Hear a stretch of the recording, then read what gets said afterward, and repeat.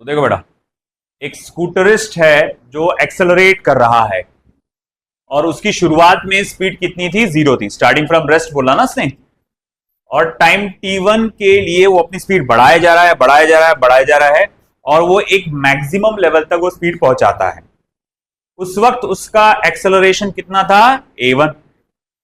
फिर बाद में क्या हुआ, उसने अपनी स्पीड को कम कम कम कम करना चालू कर दिया और टाइम t2 तक के वो अपनी स्पीड को कम करते रहा और उसका उस वक्त रिटार्डेशन, एक्सेलरेशन कम करने को या माइनस करने को बोलते हैं रिटार्डेशन। तो भैया हम लोग क्या कहेंगे, यहां रिटार्डेशन किया जिसकी वैल्यू थी a2, बाद में फाइनली रुक गया वो आके। The correct value of t1 upon t2 will be, बहुत आसान है ये, इसे दो तरह से सॉल्व कर सकते हैं अपन। मैं आपको दोनों मेथड से सॉल्व करके दिखाता हूं। देखिए बेटा, मेथड 1, इसके लिए मुझे एक डायग्राम बनाना पड़ेगा। देखो मैं यहां पर ऐसा बताऊंगा कि देखो ये मेरे पास v वर्सेस t का ग्राफ है, स्पीड वर्सेस टाइम का ग्राफ है। इसमें क्या बोला गया, पहले स्पीड बढ़ते चले गई ना और एक मैक्सिमम वैल्यू तक पहुंचाओ। मान लो मैक्सिमम वैल्यू क्या थी? v0। फिर स्पीड कम होते चले गई और आखिरकार वो 0 होगी।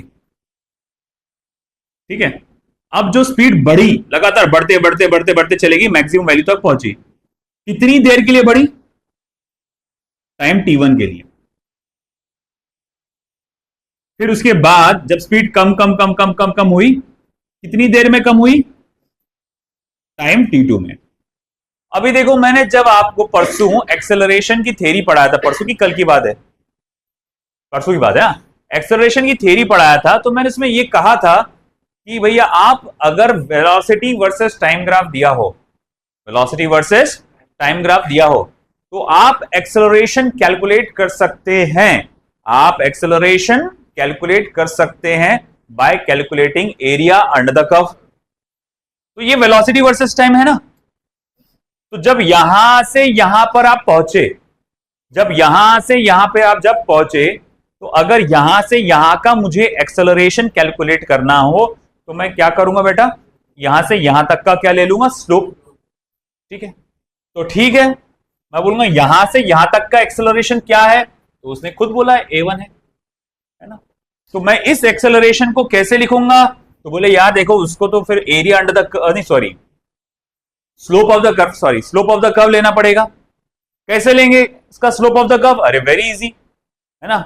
आप एक तो देखो ये एंगल है थीटा, इसका ऑपोजिट साइड ले लो, क्योंकि हम लोग को मालूम है a1 इज इक्वल टू क्या होता है फिर? tan of theta. तो इसका ऑपोजिट साइड क्या आएगा? v0 के बराबर। इसका ऑपोजिट साइड क्या आएगा? v0 के बराबर। और एडजेसेंट साइड क्या आएगा? t1 के बराबर। तो मैं बोलूंगा देखो ये तो हो जाएगा v0 अपॉन t1। बोले बिल्कुल सही। फिर उसके बाद क्या?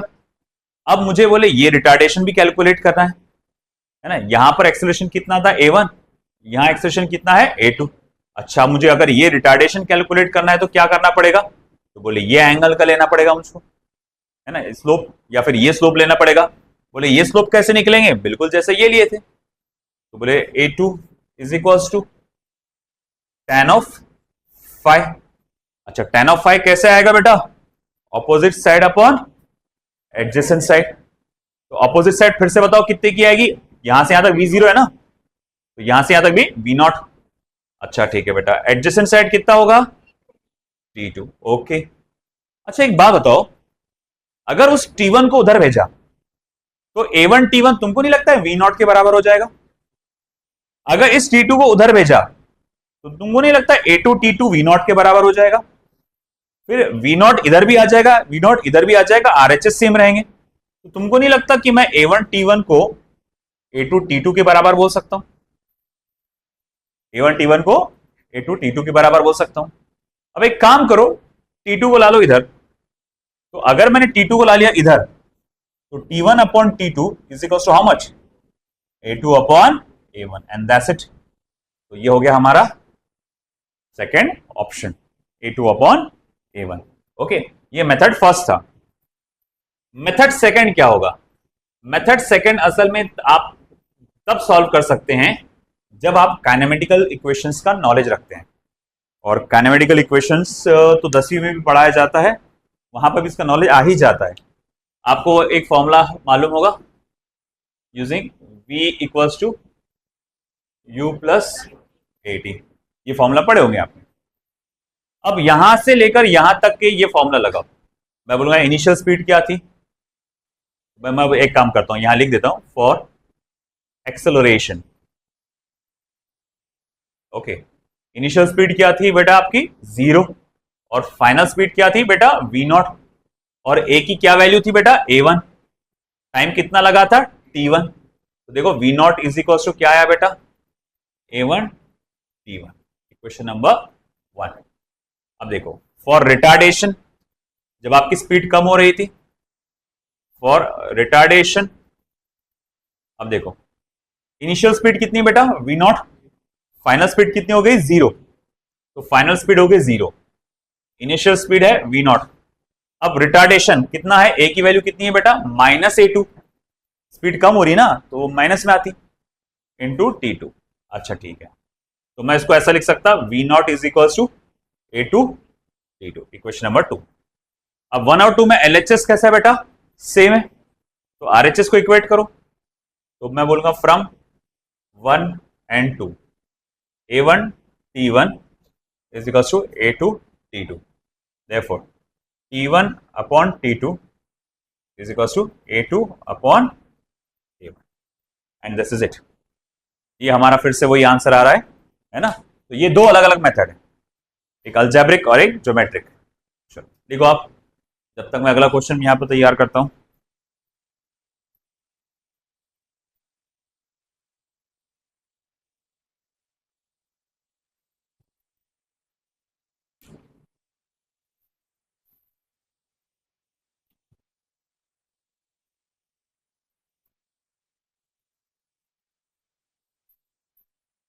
The velocity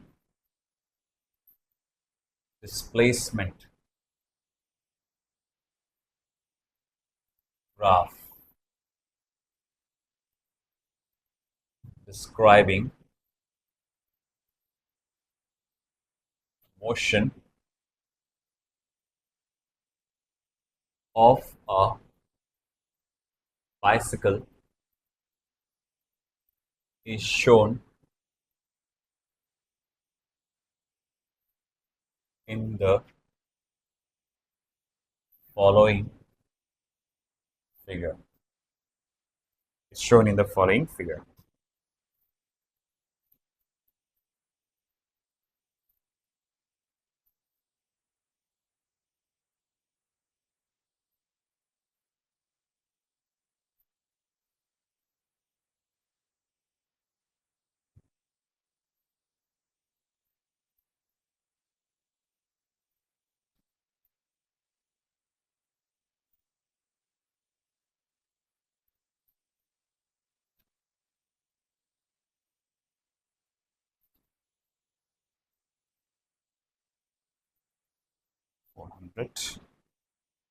उसके बाद the acceleration, displacement graph of the bicycle motion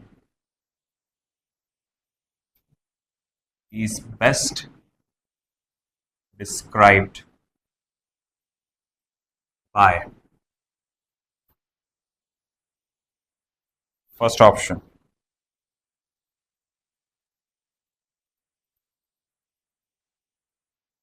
acceleration in meter per second square, displacement in meters,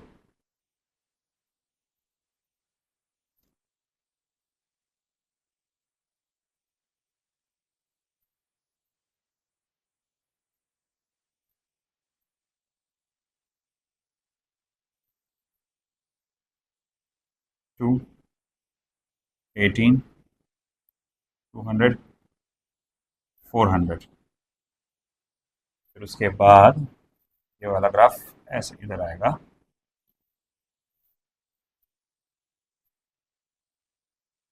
once again a x टेढ़ा है क्या?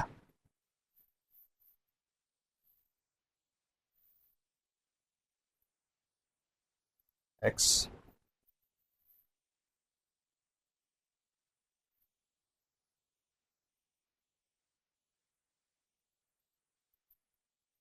to 18 200 400 और ये हो गया 0। फिर उसके बाद थर्ड वाला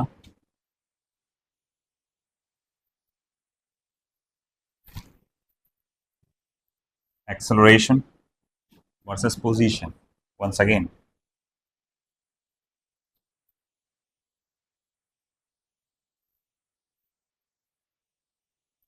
(200 400 to 18).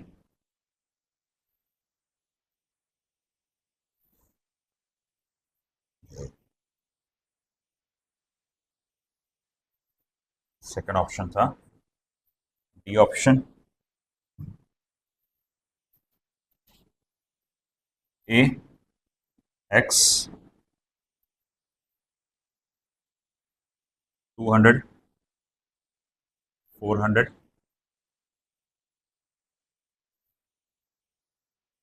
to 18। चलो देखो, एक बेहतरीन क्वेश्चन तुम्हारे सामने है। एक तुमको ग्राफ दिया है ऑलरेडी, स्पीड वर्सेस एक्स का, वेलोसिटी वर्सेस डिस्प्लेसमेंट का, सॉरी, ग्राफ दिया है और पूछा है कि पहचानो एक्सेलरेशन वर्सेस डिस्प्लेसमेंट का ग्राफ कैसा बनेगा।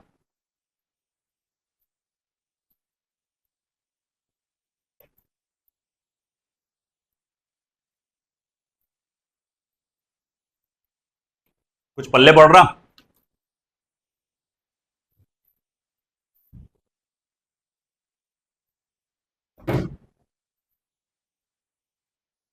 उसको छोड़ो, इसको देखो बस और समझने की कोशिश करो। v वर्सेस x का ग्राफ दिया हुआ है, v वर्सेस x का ग्राफ दिया हुआ है।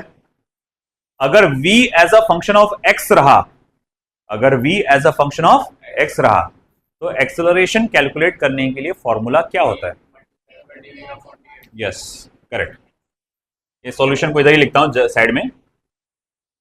Since a equals to v into dv by dx,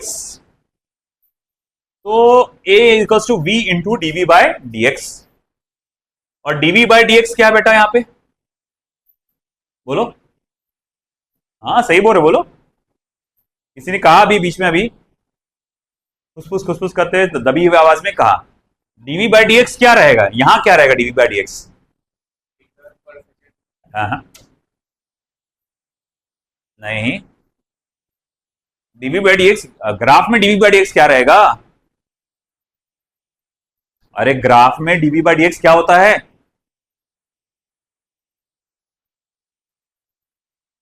derivative पढ़े थे? ग्राफ के बारे में कुछ बताया था? आप बताया था कि नहीं बताया था?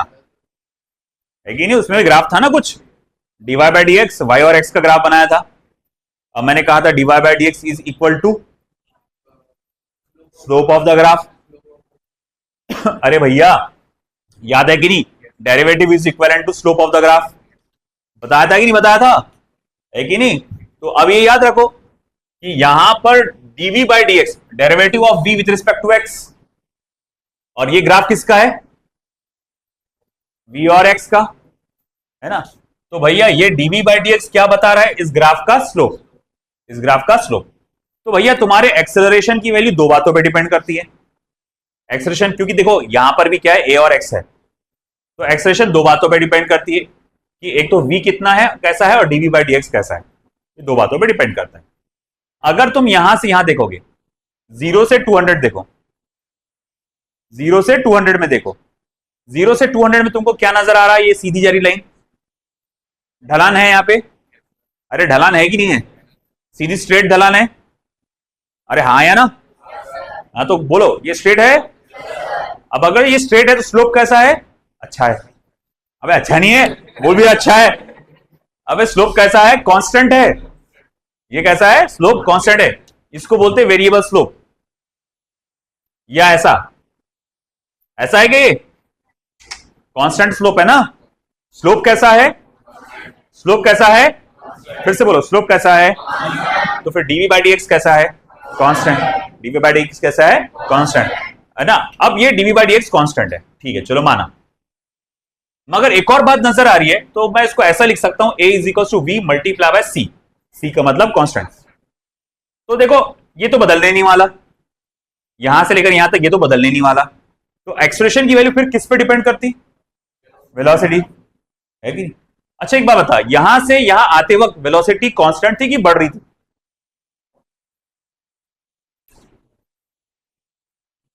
बढ़ रही थी ना भैया।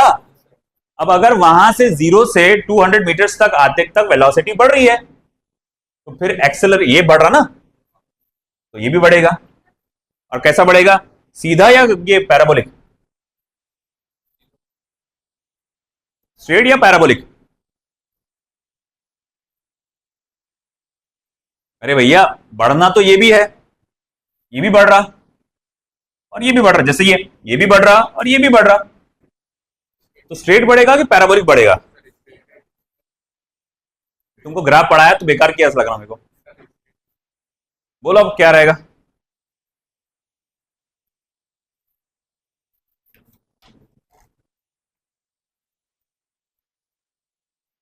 नहीं मालूम? अरे y equals to m x का ग्राफ कैसा होता है? स्ट्रेट लाइन होता है ना। इसमें m क्या होता है? कांस्टेंट होता है ना, स्लोप होता है ना। और ये बचता x, इसका पावर 1 रहा तो क्या होता? अरे जैसा x है, यहां क्या है? v है। इसका पावर क्या है बेटा? 1 है। तो इसका ग्राफ कैसा रहेगा? Straight line. हाँ, डिकोड करो चीजों को। ये रहेगा, ये सॉरी, यहां से लेकर यहां तक जो आपका एक्सेलरेशन रहेगा वो स्ट्रेट लाइन में आएगा, क्योंकि डीवी बाई डी एक्स तो कैसा है? कांस्टेंट है। तो मतलब इन तीनों, ये भी स्ट्रेट लाइन वाली कर्व था, वो मेरे हाथ से थोड़ा सा मुड़ गया। तो अब ऑप्शन बचा एक, ये या फिर ये या फिर ये। तुमको क्या लगता है, ए या सी, कौन सा, ए या डी, कौन सा सही रहेगा? यहां से यहां देखो, अब बताओ ए या डी कौन सा सही रहेगा? चलो वोटिंग करते हैं, कितने लोग ए के साथ हैं? अरे वोटिंग कर रहे हैं ना, कितने लोग ए के साथ है कि हमको लगता है ए सही रहेगा? Raise your hands. अरे भाई कोई शर्मिंदगी वाली बात नहीं है, अच्छी बात है, क्वेश्चन पूछ रहा मैं। बोलो, एक ही को लग रहा है, बॉयज में किसी को नहीं लगता? सोचने दो, इतना टाइम नहीं था। अच्छा चलो, कितने को लग रहा है कि डी वाला सही है? तो majority is with D, so the D is wrong answer. अरे ऐसा कैसा? अरे भाई मुझे मान लो, तुम यहां बैठोगे, मान लो ये किसी सरफेस है, तुम यहां बैठे तो फिसलोगे क्या?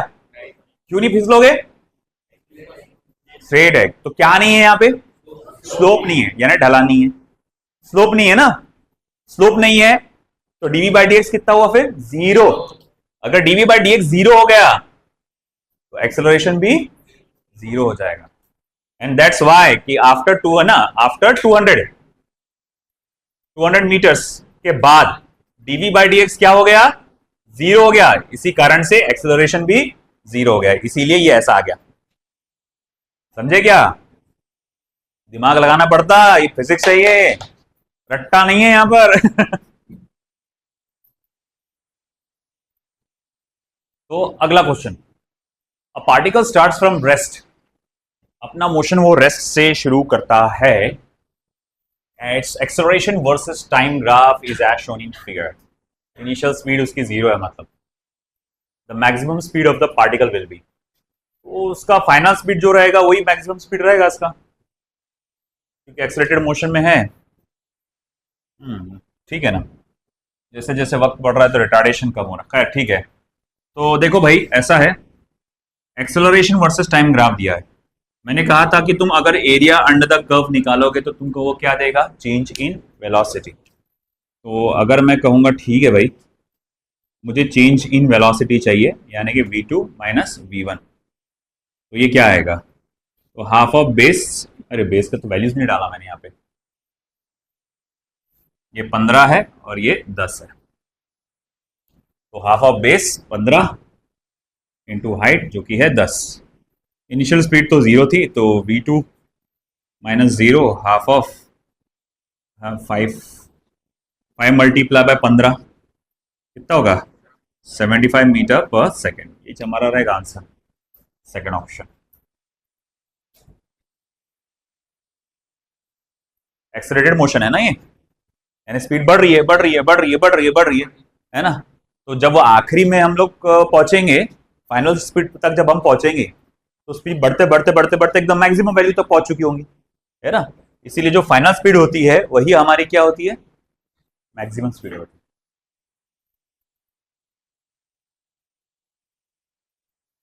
चलो लिखो फटाफट। तो देखो बेटा ये question, the following plot gives variation of acceleration with time for an object that started from rest at t equals to 0, the velocity at t equals to 15 seconds and t equals to 25 seconds पूछा गया।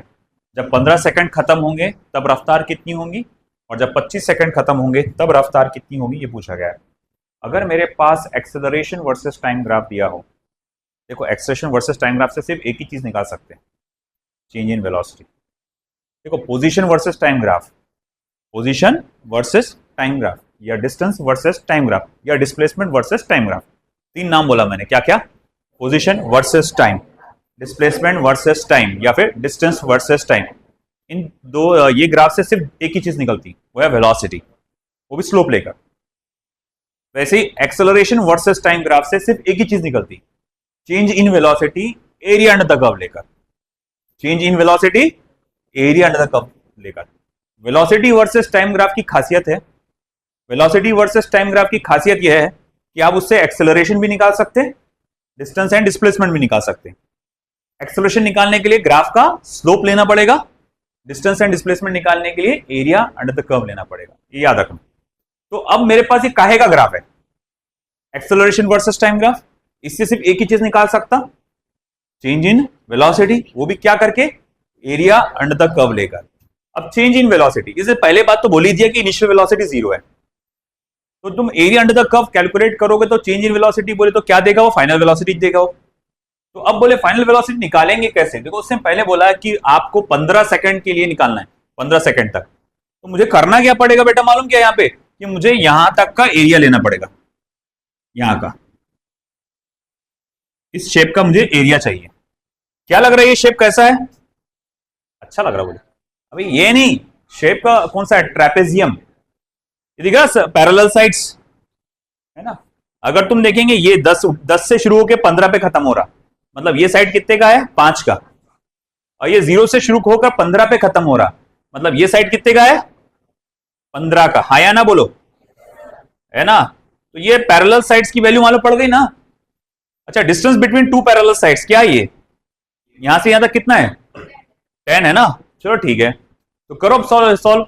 मैं बोलूंगा ठीक है, मुझे अगर निकालना है सॉल्यूशन में, अगर मुझे निकालना है V15, तो मुझे इसके लिए क्या करना पड़ेगा, एरिया अंडर द कर्व, तो half of sum of parallel sides, parallel side 15 plus 5, 15 plus 5 multiply by height, distance between the two parallel sides 10, 15 plus 5 कितना होता, 20 का आधा, 10, 10 मल्टीप्लाई बाय 10 100, यानी कितना हुआ ये 100 मीटर, तो मीटर पर सेकंड, सॉरी।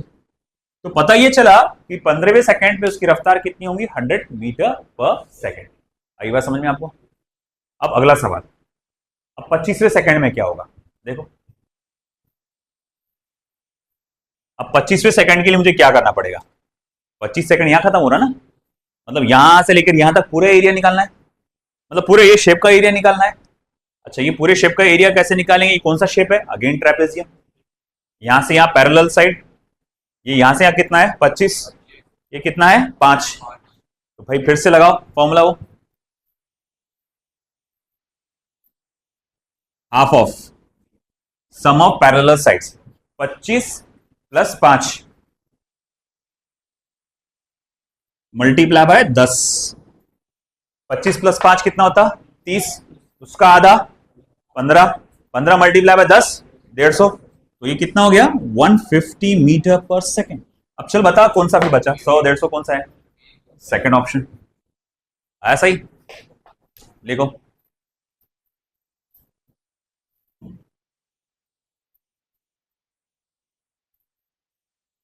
तो एक बहुत प्यारा क्वेश्चन तुम्हारे सामने आया है, velocity time graph of a moving object is given in the figure. ये फिगर जो एवरेस्ट की पहाड़ के जैसा दिख रहा है, ये असल में क्या है, वेलोसिटी टाइम ग्राफ है। Find the maximum acceleration of the body, पता लगाओ maximum acceleration of the body क्या होगा, और साथ में ये भी पता लगाओ जिस टाइम इंटरवल में, जिस वक्त वो मैक्सिमम एक्सेलरेशन में ट्रेवल कर रहा था, उस वक्त उसका डिस्प्लेसमेंट क्या था, उस वक्त उसका डिस्प्लेसमेंट क्या था। भाई देखो, find the maximum acceleration of the body and the distance traveled by the body in the interval of time in which this acceleration exists। this मतलब कौन सा मैक्सिमम। अब भैया मैंने अभी थोड़ी देर पहले बोला position versus time, distance versus time, displacement versus time, ये ग्राफ रहा, इससे एक ही चीज निकलेगी, वेलोसिटी, वो भी स्लोप लेकर। एक्सेलरेशन वर्सेस टाइम ग्राफ रहा तो उससे भी एक ही चीज निकलता है ना, change in velocity area under the curve लेकर। स्पीड वर्सेस टाइम या वेलोसिटी वर्सेस टाइम ग्राफ की खासियत क्या है, दो चीजें निकलती, क्या, आप एक्सेलरेशन भी निकाल सकते स्लोप लेकर, और डिस्टेंस या डिस्प्लेसमेंट भी कैलकुलेट, डिस्टेंस या डिस्प्लेसमेंट कैलकुलेट कर सकते एरिया अंडर द कर्व लेकर।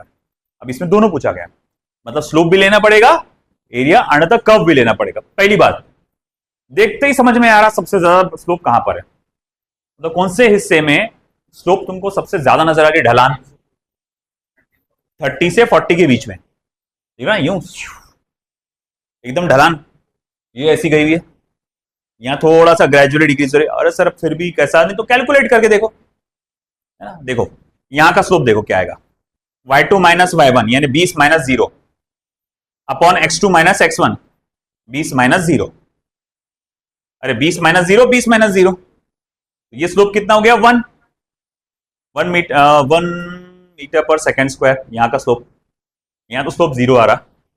y2 माइनस y1 देखो करके 80 माइनस 20 कितना हो जाएगा, 80 माइनस 20 60, 40 माइनस 30 6, तो यहां का आ रहा कितना स्लोप 6 मीटर पर second square.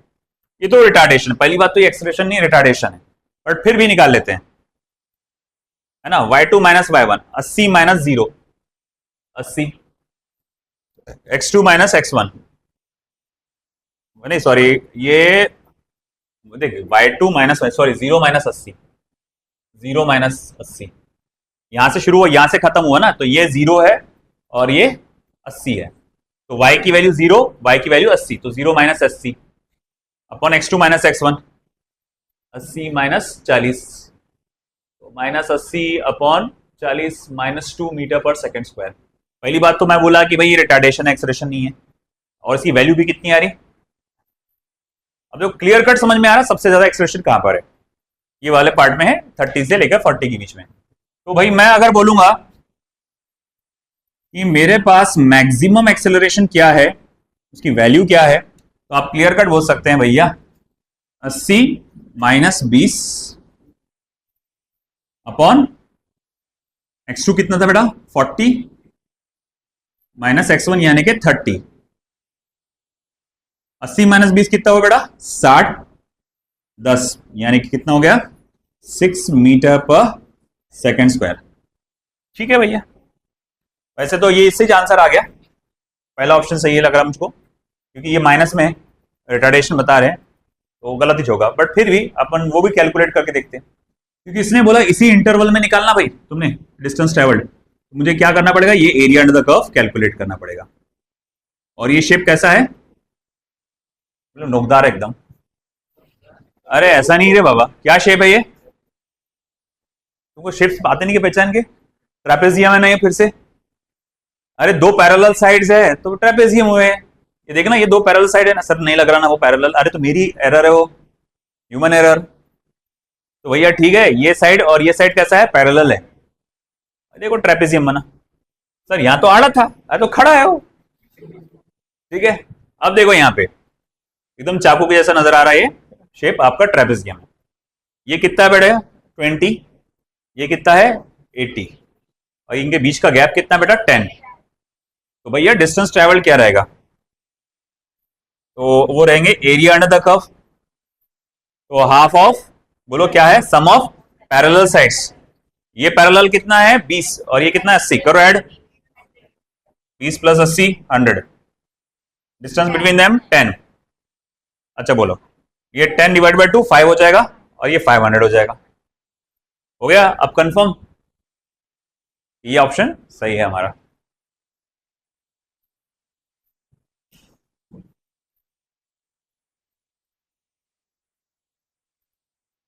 A body moves in a straight line along x direction for which velocity versus x graph is as shown in figure. The acceleration of the body at x is equals to 3 meter is, कैसे calculate करें? पहले देखो graph किसका है, velocity versus x. जैसे तुमको velocity versus x graph दिया और एक्सेलरेशन पूछा, तुम्हारे माइंड में घंटी बजना चाहिए फॉर्मूले की, v into d v by d x. Solution a equals to v into d v by d x, आया ना, है कि?